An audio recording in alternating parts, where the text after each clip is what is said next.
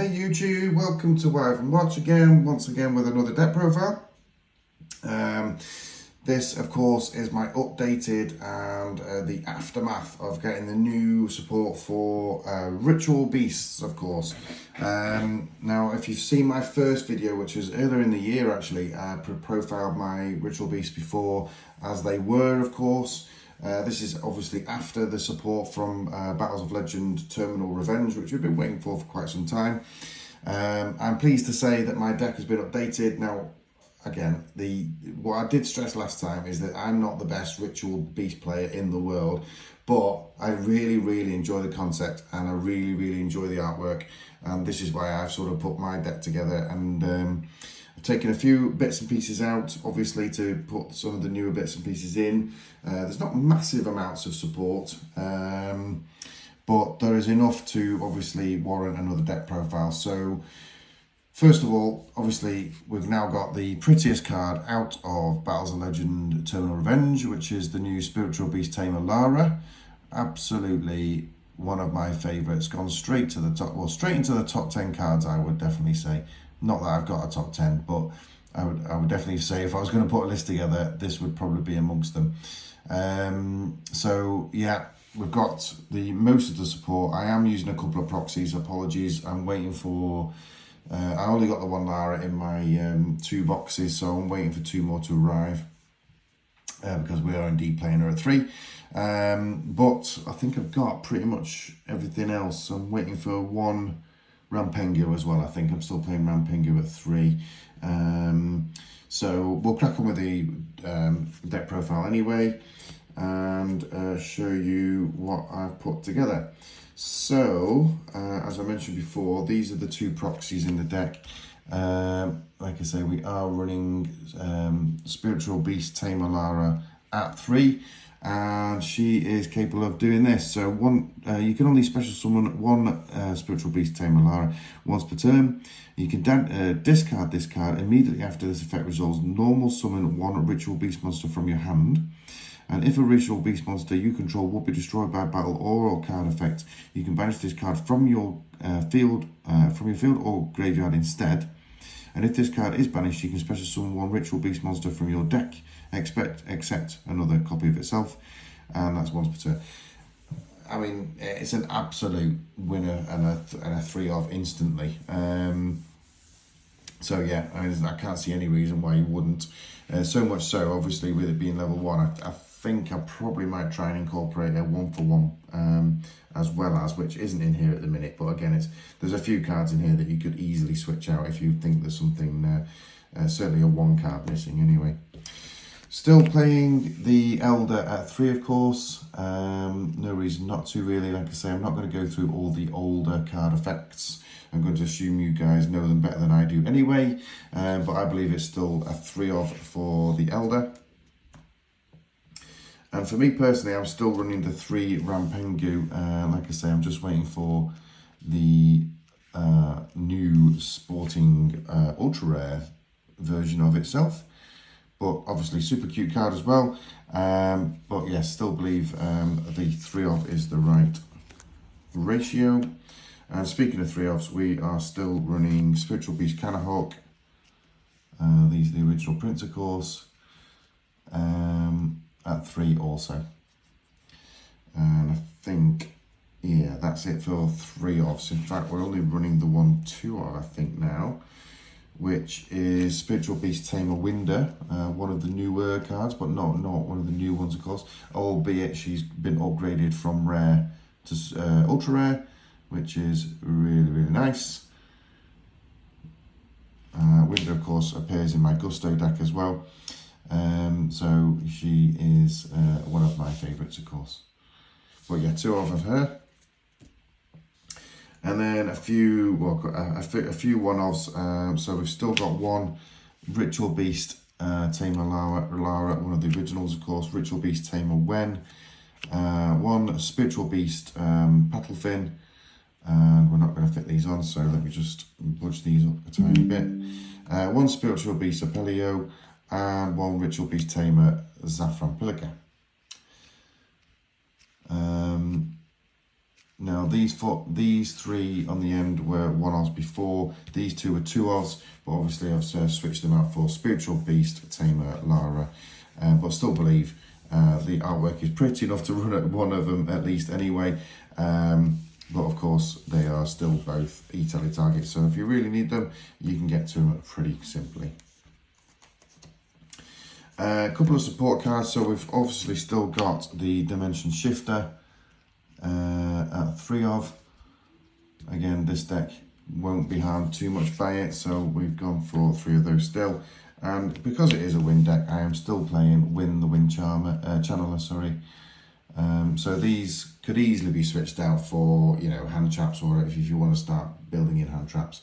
As I keep mentioning on my videos, I've now got 49 complete current format decks, and I haven't got the sense to sort of stack every one of those with a load of Ash Blossoms and Ghost Bells or anything. So I tend to keep my decks sort of hand trap free, and sort of the more competitive decks, shall I say, or the ones I generally take to locals or something, they'll have the hand traps in, and any other cards that I thought might be competitive. But like I say, this is just for funsies really for me. So that's it for monsters, of course. So moving swiftly on to spells, the aforementioned emergency teleport, one of my favourite spells in the game. I use this in several different decks, to be honest with you, but of course this is no exception. And then there's a few one-offs actually, so in terms of spells. So we are still running 1 bond, albeit this used to be at 2 in my previous build. We have now got one of the new, I'll come back to the inheritance actually, 1 gold sarcophagus, 1 foolish burial, 1 Harpy's Feather Duster, 1 Call by the Grave, and 1 Dimension Fisher. So those are the sort of ones that were in the deck prior to, but of course the new edition of Inheritance did actually pull this out of my box, and I think at the moment I'm pretty safe as a one-off anyway. I have got another one of these coming just in case I feel like it is a 2-off. But monsters your opponent controls lose 200 attack for each different type among the Ritual Beast monsters you control. You can only use each of the following effects of Ritual Beast Inheritance once per turn. You can reveal 1 Ritual Beast monster in your hand, add 1 Ritual Beast monster with a different type from your deck to your hand, then discard 1 card. So you can easily get rid of something that, you know, if you need to get rid of one of the Dimension Shifters or something, you can do that. And then if 2 or more monsters are special summoned to your field at the same time, except during the demo step, you can target 1 monster on the field and change its battle position. So it's not a massively powerful card, but it's still a good one, and like I say, searchable and continuous. So I think it's okay at 1. If it becomes a 2, then I will have 1 available. Moving on to traps then. So this lineup hasn't changed for me. I'm still running 3 Ritual Beast Steeds. Again, you'll probably reduce this to 2 if you wanted to incorporate, you know, infinite impermanence or something like that. But if you control a Ritual Beast monster, destroy monsters on the field up to the number of Ritual Beast monsters you currently control. So fairly simple stuff on that one. And again, I really like the artwork on that card as well.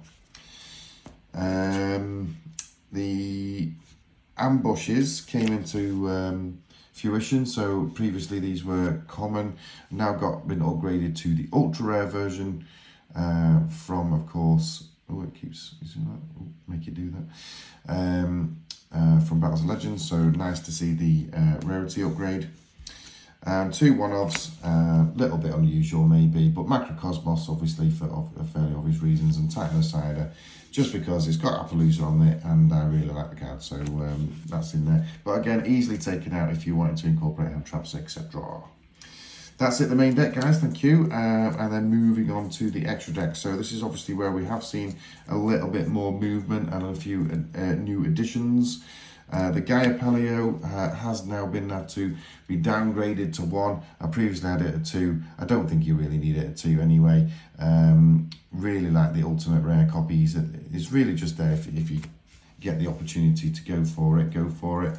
But I do play 2 of the new guy. Ulti Noku Draku, I think it is, something like that, Ulti Noku Draku. But absolutely amazing artwork, and if my phone would stop messing about, thank you. But requires 1 Ritual Beast Tamer monster and 1 Spiritual Beast monster. Must be special summoned from your extra deck by banishing the above cards from your field and or graveyard. You can only special summon Ritual Beast of this once per turn. Your opponent cannot target other Ritual Beast monsters you control with card effects. Quick effect, you can turn this card to the extra deck, then target one of your banished Ritual Beast monsters and special summon it, but it can't not attack directly. Fairly simple stuff, but really pretty card, and I think that is a 2-off. So I actually pulled both from the my boxes, so I thought let's go for it. Obviously something had to take a hit, so we're now down to 2 Ulti Canahawks. Original print, didn't see any reason to downgrade them to the ultra rare versions. Ulti Apelio was at 2 in my previous build, it is now at 1. Still think this artwork is absolutely fabulous. Need to keep it in my deck. And the last ritual is Ritual Beast Ulti Petalfin. Again, it was a previous set of 1-off and it still is. So that's the sort of Ritual Beast lineup. And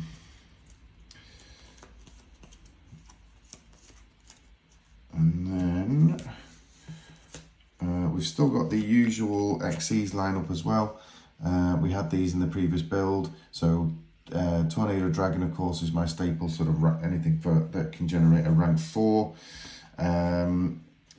It's probably not as easy. I mean, we've got 2 rank 4s there in fairness. So rank 4s and 3 available, of course.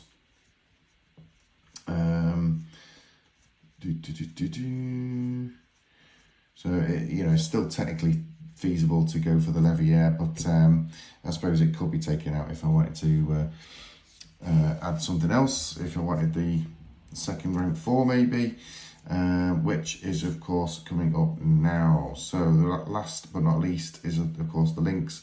So we've got Ritual Beast or Ulti Cumin Falcus, Cumin Falcus, that's it. Still got the win, of course. Oh, sorry, yeah, these have been upgraded to ultra rare, of course. They were previously rares, which is nice to see. We have still got the Opelusa, and now, of course, the rank 4, link 4, Ritual Beast, Ulti Ryuratari, something like that. But oh my gosh, I was so happy when I pulled this. I wasn't even sure what this was initially, but really gorgeous card. So 3+ effect monsters. Neither player can tribute cards to activate a card or effect. You can only use each of the following effects once per turn. You can target one of your banished Ritual Beast cards, return it to the hand or extra deck. Then immediately after this effect resolves, you can normal summon 1 Ritual Beast monster from your hand. And during your opponent's turn, quick effect, you can target 1 Ritual Beast card you control and 1 pop card your opponent controls and banish them. Oh, absolutely. I mean, I'm pretty sure it's a 1-off, obviously, but if I had to get a second one, I'm not going to be too disheartened, because absolutely that's a beautiful card. So that's it for my Ritual Beast deck update. So thank you so much for tuning in once again. Comments wise, this is super important for me now, because I'm not the best Ritual Beast player in the world. If you believe I've messed up on a ratio, then please do feel free to let me know. Hope you like the deck profile though. Hope you've been inspired maybe to go ahead and build Ritual Beasts, because they are super fun. Not too expensive. Excuse me. Not too expensive. My voice is going now, but I'm going to have to go. Excuse me. And the artwork's absolutely amazing. Guys, I'll leave that with you. Thank you once again, and we'll see you for the next profile. Cheers, bye.